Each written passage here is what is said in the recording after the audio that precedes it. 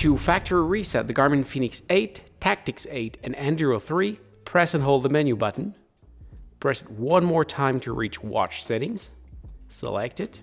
Press it one more time to reach system. And press it 3 more times to reach restore and reset. Select it. Then if you fully want to factory reset it, what you are looking for is the reset option right over here. Then you have those resets, and the one you're looking for is the last one. Delete data and reset settings. Select it. Select restore. And then just wait for it. You just factory restore your watch. Everything inside the watch will be erased. And the watch will restart like a brand new one.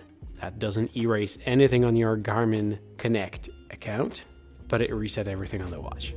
So I hope this was helpful.